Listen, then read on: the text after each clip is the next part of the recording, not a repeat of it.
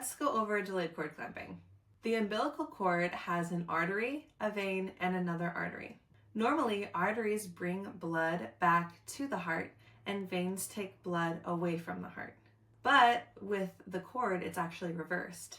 So the arteries are taking deoxygenated blood from the baby back to the birth parent, and the vein is taking oxygenated blood and nutrients from the birth parent to the baby.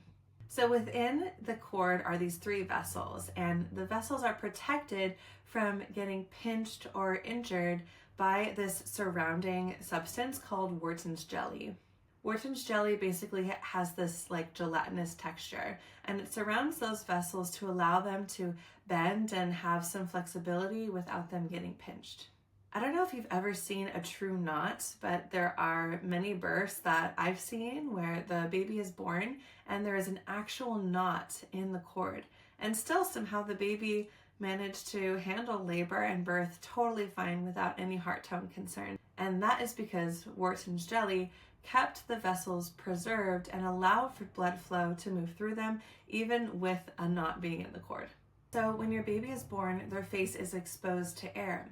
When their face is exposed to air, it sends a signal to the placenta to cease function, and then within minutes, the placenta ceases function, so it stops pumping blood to the baby, and it starts to release from the uterine wall. And then shortly after that, the placenta can be delivered.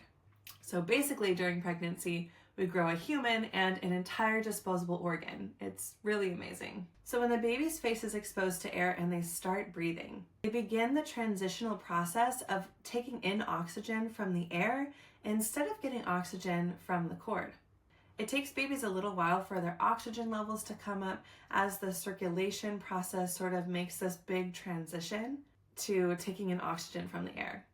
Babies have amniotic fluid in their lungs. When they're born, usually when they move through the birth canal, they're squeezed, which helps them release the amniotic fluid from their lungs. But sometimes when babies are born, they need to work out a little more of that fluid, and that's okay.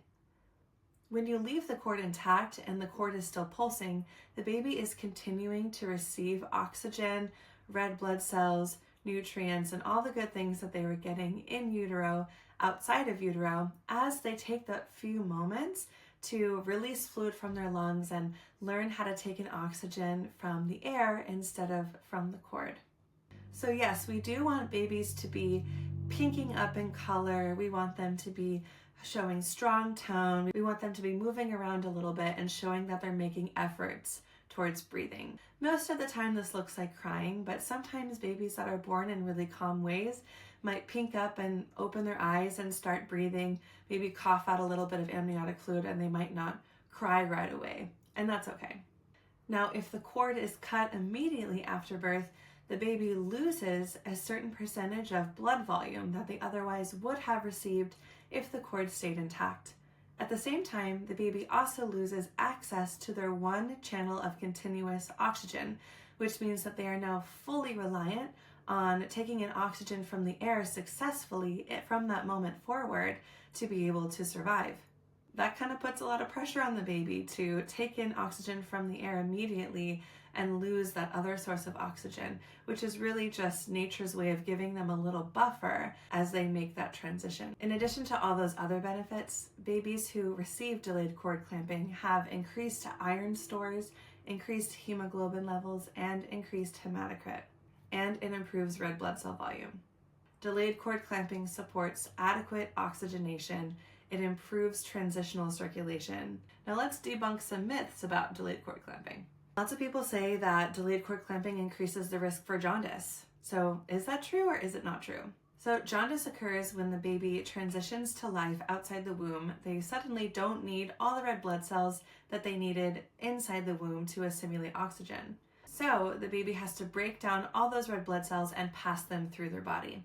The byproduct of the red blood cell breakdown is called bilirubin, and bilirubin gives the skin an orange tint. Bilirubin can only be flushed out of the system through stool, so that means that babies who are feeding well and they're pooping often are able to flush the bilirubin out, therefore the jaundice doesn't cause any problems.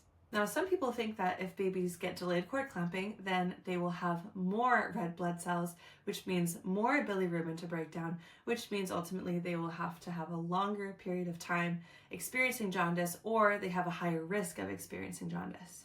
The truth is that is a bunch of bullshit. It makes sense logically, but it's actually not true at all. Any research that we have that tries to say that delayed cord clamping increases the risk for jaundice has been debunked. So no need to worry about that.